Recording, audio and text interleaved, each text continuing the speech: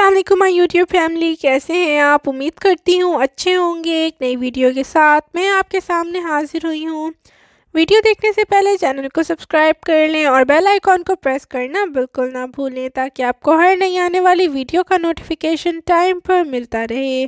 तो सबसे पहले मैं आपको बताती चलूँ कि हमने ICA और GDRFA की अप्रूवल की एक नई अपडेट अपने चैनल पर अभी अपलोड की है, आप वहां से जाकर देख सकते हैं। अब हम चलते हैं अपनी वीडियो की तरफ। RTA ने एतवार से दुबई और शारजा के दरमियान 2 बस रूट्स को बहाल करने का ऐलान कर दिया है। तफसीलात के मुताबिक दुबई की रोड एंड ट्रांसपोर्ट अथॉरिटी और शारजा की रोड एंड ट्रांसपोर्ट अथॉरिटी ने बाहमी रजामंदी से इमारातों के दरमियान 2 इंटरसिटी बस रूट्स को 27 दिसंबर से दोबारा शुरू करने का ऐलान कर दिया है। पहला रूट E306 होगा। दुनिया भर में गुज़िश्ता कई दिनों से ये बातें सामने आई थीं कि कोरोना के इलाज के लिए तैयार की गई वैक्सीन्स हराम अशिया से तैयार की जा रही हैं, जिसके बाद इन वैक्सीन्स के इस्तेमाल करने या ना करने पर बहस छिड़ गई थी। मुत्तहिदा अरब इमारात की फतवा कौंसिल ने करार दिया है कि गैर हलाल अज्जा से तैयार करदा कोरोना वैक्सीन का इस्तेमाल मुसलमानों के लिए जायज़ है। इमाराती रियासत शारजा की जानिब से ऐलान किया गया है कि इमारात में किसी जानवर का शिकार करना, इसे नुकसान पहुंचाना या कैद करना बड़ा जुर्म है।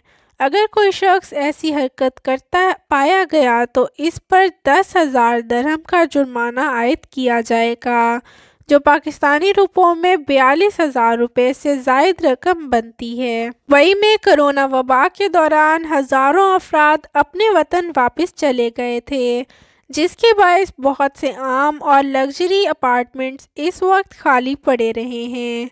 दीगर इमाराती रियासतों में मुकीम जो अफराद दुबई में रिहाइश करना चाहते हैं, इनके लिए कम किरायों में अपार्टमेंट्स हासिल करने का इससे शानदार मौका शायद कभी मुयस्सर ना आए। कई इलाकों में ऐसे सैकड़ों अपार्टमेंट्स बहुत कम किरायों में दस्तयाब हैं। इमाराती पुलिस ने ऐलान किया है कि नए साल के मौका पर ट्रैफिक जुर्मानों में रियायत की स्कीम की मुद्दत में इजाफा कर दिया गया है। रासुल खैमा में मुकीम अफराद की जानिब से दरख्वास्त और ख्वाहिश जाहिर की गई थी कि ट्रैफिक जुर्मानों की 50% रियायत की स्कीम की मुद्दत में इजाफा कर दिया जाए। कम्युनिटी की ख्वाहिश का एहतराम करते हुए अब इस स्कीम को 2 जनवरी 2021 तक जारी रखा जाएगा।